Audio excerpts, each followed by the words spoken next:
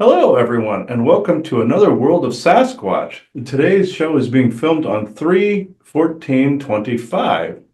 Had an interesting turn of events today with the forest people from England today. I'm here with Richie McGreevy.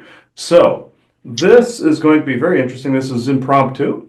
So before I get to anything, I'll add in the law of one to make sure this episode is has a good foundation here. So the law of one: we are all one. When one is harmed, all are harmed. When one is helped, all are helped. So therefore, in the name of who I am, and I am one with all there is, I give thanks that this is done. So be it, and so it is. This is very interesting. The other day, Ian Ritchie encountered a forest person by the name of Sunflower. She appears to be a chieftain in his area of England, and it's around Luton, England, I believe, where she is in a local park or local area, I believe No, there. sorry, wasn't Luton. It was somewhere else. It was in Idaho, What was it? What was it? Idaho, Idaho, up in near Tring area. Okay, okay. Yeah, she's saying you're correct. So yeah. Uh this up in that area, yes, she's from up there and she's a chieftain. You don't see the female chieftains very often, which that's surprising to me, but you don't actually see that too often. I saw another one in Canada not too long ago that was very similar. So if I gave her appearance, she has lighter brown hair, like kind of curled, wavy down. And no, Isaac, she does not have a beard. Okay, let me see. She's flipping them off. Okay, meaning that her hair kind of just extends down this way, and it has the appearance of like right here on the neck. But the neck is pretty much clear. It's just the way she had her hair draped and Mhm. the hair throughout the body has like an armor plating over her chest here. Essentially comes down around the neck and on the front here. And kind of has almost with the armor on, has almost like a Red Sonja type of appearance, with the way the armor is, but it's covering the middle section too, with the armor plating, but with the middle section covered. It's not like a bikini or anything. And so she's a tribal chieftain. And what town again did you say she was in, Richie? It would be on either. It would be near Tring area, Idaho. It's called. Ivanhoe. I believe that's the name of it. Ivanhoe Idaho, I believe it's is called. correct. I heard Idaho. Ivanhoe. Yeah, I heard that was correct. So I just want to make sure I got it correctly. Okay. Sunflower. She called herself Sunflower, and there's probably a good reason by that name. Kind of for that nickname is more likely like how Hambone got his, or Hamstring, or anything like that. Not quite that dramatic how she got the nickname, but I'm not far off either. So I will bring her in here in a moment. This was very impromptu, folks. Well, yes, I know you were wanting to come in too, but okay. All right. Ooh, you are a strong energy.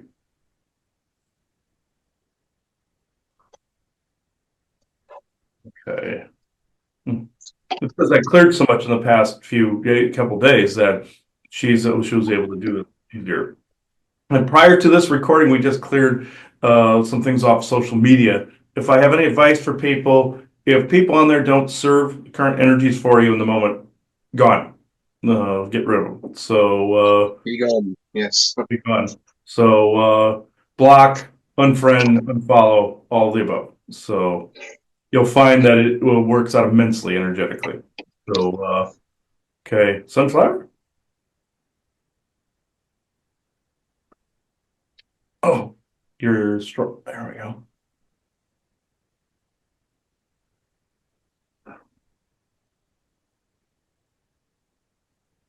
Yes, greetings. You know me as Sunflower. Yes, I am a tribal chieftain, you would say. Kind of like you would almost see me as like a Boudica Bodicea type of figure, but not quite nearly as violent as that particular character was against the Roman Empire. But in this instance, I myself have been around, not nearly as old as or as long ago as she's been around, but my grandfather, however, did see those times. He was essentially through the Atlantean period, very much like the other forest people slash Anakim lines that you run across. I'm essentially the same age as Seymour and Fuma, are roughly 300 years old. I am of the direct Anakim lineage, and I am in a dimensional frequency that uh, is, how can I describe, just slightly off the radio dial than yours. So if you came up into the Ivanhoe area of England, you would probably see me if you were within a particular calm state. If you were in that grounded, calm state or the Annalan state, you would begin to not only sense but see my presence. Not that I'm advertising, but with this, I've made contact because of the fact that a lot of our tribes globally are beginning to see there are fresh, how can I put this, outlets to be able to speak. Not that that's our only reason. It is the main reason is contact and unity. But through speaking in these venues such as these, this then brings out the opportunity for others also to do the same. I would heed caution, though. There are some of our tribes that are not too keen on this communication. Richie, you yourself heard some others complaining about this level of communicating. I quickly, I wouldn't say knocked their heads together, but I basically outvoted them. The moot overall outvoted the isolation doctrine that we've been involved in and had it rule us for so very long. So I can go into questions if you'd like. Yeah, is there any more female tribe leaders in the UK? Yes, there are several. In fact, the further north you go into it's just before you get to the Scottish Highlands in Scotland. There, yes, our people are having to compete for space against some elven variants that are there that are quite obnoxious. They would look more like your Falmer on your Elder Scrolls. They stretch part of the way up into Iceland. Those would fit if you wanted to fit more of that wild man in there, but they're not quite the same as the creepy wild man cannibal like in Appalachia. They are just obnoxious, and they are shorter. They are roughly 4 feet high, pointed ears, and they have fangs. They look like a miniature Nosferatu, but they do not drink human blood. But however, they will eat farm animals and they will eat youngling, let's just say, if the opportunity arose. They're more like goblins. They're creepy as holy hell. So we're having to compete for space with them. But further down into England, bypassing Stonehenge, that is, we don't tend to go near Stonehenge. And we tend not to do this because for the longest time, the one you call Merlin had control of this. He does not anymore. It's not that it's an evil place. It's just that you never know who is in control of that territory. We're attempting to have our people have a permanent presence in that area. At the moment, it is Tyrannus that is controlling the Stonehenge area. So this at this point in time, our chieftains are further over to the west and the south. They go up towards into Scotland, up butting the Highlands. And our migration path is essentially the beginnings of the Highlands over to the west and down to the Ivanhoe area. And there are the other female chieftains. There's at least 6 others that also are into the eastern side of England as well. That they've attempted to reestablish old ancient territorial markers that were there during the what time frame was this? Post Atlantis. Our people got scattered within that particular area. The Anakim chieftains at the time wanted to establish new territorial boundaries within the British Isles. Ireland, there's a couple as well, I should say. Uh, and we attempted to also find where there were former Tuatha De Danann strongholds at the time, reclaim them for our own people since some of the Tuatha were our allies. So we wanted to make sure those spaces were filled and those spaces held for benevolence, let's just say, so that the remaining Fomorian Orion forces did not take over those areas. That's essentially some of the things you were seeing in Lord of the Rings, where you had Sauron versus the elves and the humans, and everybody caught in the middle, the race of men caught in the middle. It is because Tolkien was depicting the war between the Tuatha De Danann and the Fomorians in Ireland. He was picking up on this. Gildor was his sole aspect, feeding him this information. But within this, we established these camps. Now, just like in your American history, where the forest people and the Native Americans bickered back and forth a little bit, and they were that was the Bigfoot Wars. It was the Nephilim or the Jotun that were responsible for stealing native children and blaming it on the forest people. This is why the natives hunted down those red-haired giants in the cave and smoked them out, essentially. That mythology, they were hunting down the last of the Jotun that were in North America. In this, it was a similar situation where we had to contend with other tribes, and the Jotun were also involved in some of this as well, setting us up and making us look ugly. Just like the natives put the Sasquatch people or Bigfoot people in like a designated reservation type area. Eventually, that energy spread to themselves when the white man did it to them. Not that we believe in a karmic cycle, it's just more like a cycle from the past that's unrecognized, continuing, like a mirroring. And it's not necessarily a retribution. I don't want anybody to think this. The same happened to us, where humans and us clashed for a little while, and we were designated to certain areas where we still exist to this day. This is why we also have territorial markers, bent trees, X's, things of that nature in North America as well. Designated, you want to say reservations, but that term has negative connotations to it.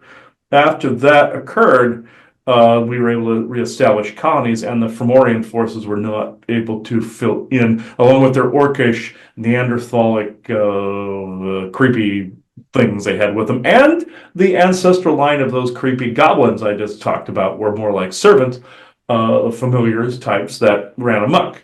Very much like if like an invasive species that got loose because somebody wanted to plant, like, say, Asian carp in the Chicago River system, or a population of smelt in a place that didn't belong, just to be able to go fishing again, or somebody putting goats and pigs on the Hawaiian Islands or Australia or British Isles, places they did not belong.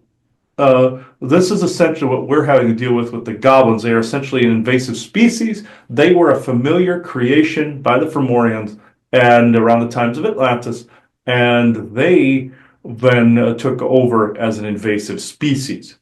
So, if this makes sense. So, this is how the map looks like today. They had some remaining Neanderthalic, Urukai looking things from the old ancient world, and we've since had to deal with that too, along with extincting your cannibalistic wild man. At least that has succeeded in our favor. The goblins, on the other hand, are a slight pain in the butt because there's essentially a few 100,000 of those. Essentially, like if you picked up, like, say, pick up a handful of gravel and fling it. That's essentially what we've had to deal with them. Some of them are responsible for abducting a woman in Iceland years ago and holding her for 7 years, and they found her naked in the wastes of Iceland. Some of them are underneath, like, little troglodytes. That's another word for them, by the way, it's troglodyte. Synonymous with dumb, but there's also bat-like people that are also troglodyte form as well in your desert areas like Arizona and New Mexico. that some of them etherically hide in packages and boxes and stuff to get into people's houses. Bigger bat forms are more the eyes and ears of some military or alien group. They've grown to become a servant to other groups.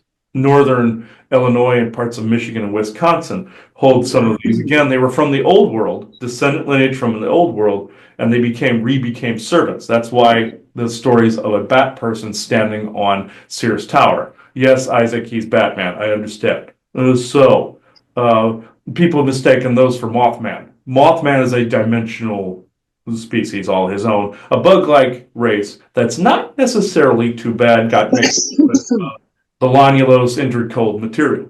So I have not skewed too far. I hope so. I will go more into more some questions. Yeah, did your people put the stones in Stonehenge there, or they put there by the redhead giants, the Yorks or the Nephilim? It was a Nephilim Jotun that actually built parts of Stonehenge. Some were laid in place with sound. Merlin himself started to do some of this, but he actually was a slave driver when it came to the Jotun at the time. See, he's part Asgardian, part Titan, so he could utilize not only Earth energies but Asgardian magic as well. It's like in your series Outlander, where they had the time stones type of deal. This is the same technology. Whereas also the lightning stones, where lightning would strike it and light up an area, it was considered to be magic. It would hold on to that energy. It was more of a recharger at that point. Merlin actually designed several of these. His actual name was Ambracinus in the mythology. You hear that in the movie The Last Legion, where your Ben Kingsley talks about himself being Merlin and his name was Ambracinus. So they got that actually correct. He was the one that mainly built Stonehenge. He treated the Jotun how King Solomon treated the Jinn. You see, where locked them in a ring or controlled them through mind control, essentially the same difference. Even though I would not bring the Jinn nor the Jotun over for dinner, no pun intended, you still should not necessarily keep a servant race locked up like this. He kept some locked up so that Enlil didn't wipe all of them out. So he is generally responsible for some of the Jotun repopulation because in later years post flood. Not that I approve of what Enlil did. No, never, not at all. The But he did save some of them, just like Solomon saved some of them in an ancient ring. He was part of a lineage by which then could access that technology, like in your Stargate program, the ancient gene that you see a guy going to a garage sale and finding a bit of ancient technology, and it activated it, and he channeled the information that the O'Neill character had in his own brain because they both touched him and they both had the ancient gene.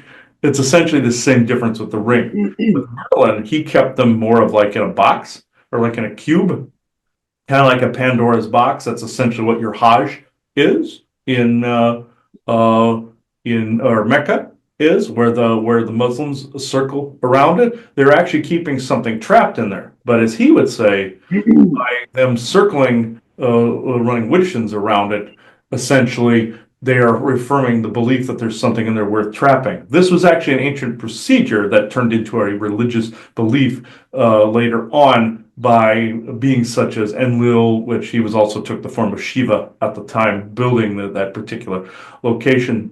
Since he was Zeus, also this falls under the Pandora's box mythology, where Pandora opened the box of demons, and he essentially Zeus or Enlil condoned this because Prometheus gave knowledge to humans about fire.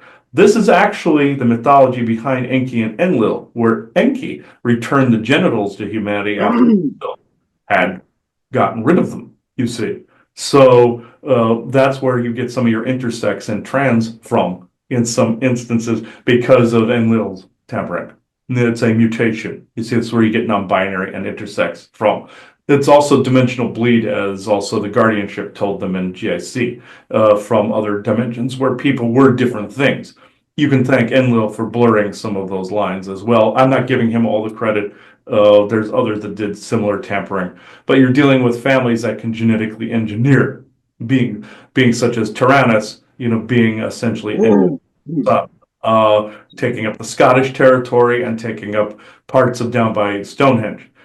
So this is essentially what the map currently looks like. Next question. What's the Loch Ness Monster? Now, is that a dragon or is that something else? This is actually, people believe it to be a plesiosaur. But is it time traveling from a different time? No. Even though there is a very large portal under Loch Ness, it being a double lake, where there's a bottom, Mhm. then it's like a mirror going into the under areas. It is essentially a form of a dragon, yes, that there has been this cover story essentially like a being has time traveled from the past. Your coelacanth off the coast of Africa, that was a time travel case, where it slipped, time slipped. With Nessie, it is not that. Nessie is actually a form of a dragon. This particular dragon goes between Loch Ness and further up into Iceland and Scandinavian countries.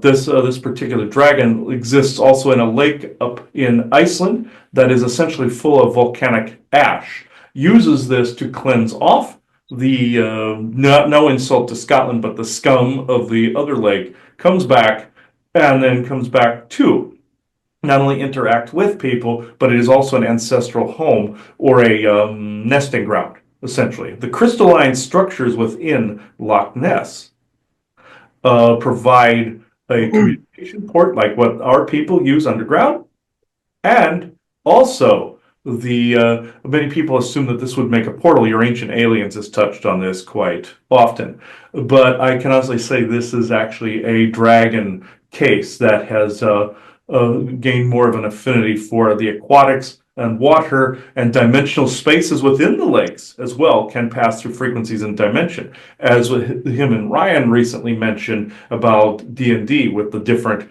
areas of the introverse and also dimensional spaces where this dragon comes and goes from. But this is essentially a dragon, yes. Okie dokie. Well, that's kind of it. I don't have any. I can't think of anything else really. Unless you have anything else to offer.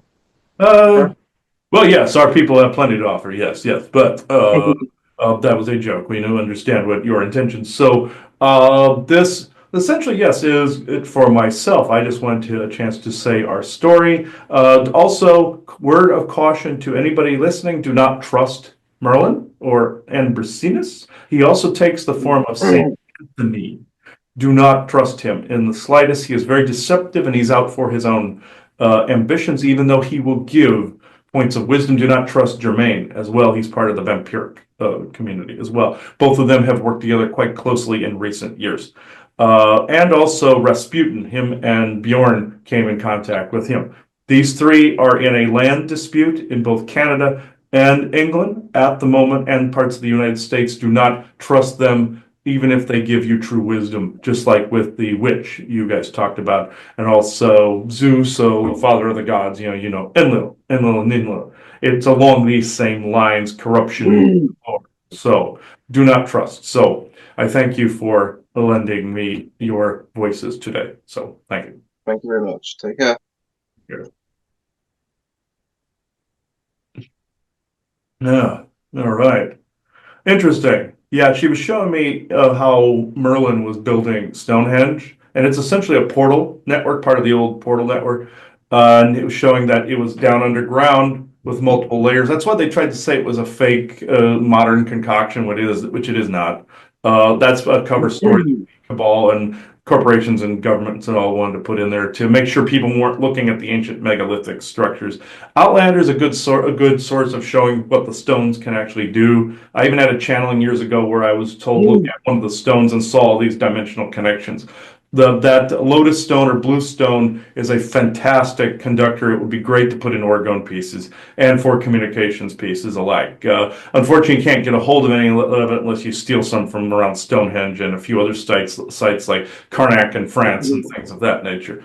So where they're all lined up in rows. These were communications junctions and also marking energetic lines like circuitry, essentially like how I do the chrome nails, where I put the iron nails with the wax with the amber, frankincense, myrrh, and shungite beeswax and silver tipped and budded and put them in the ground. Those are relays for the orgone. This is what those stones were to, like a lightning stone would strike and create like a circuit, and it would charge up like the portal network, is essentially. And dimensionally, they would get energy as well.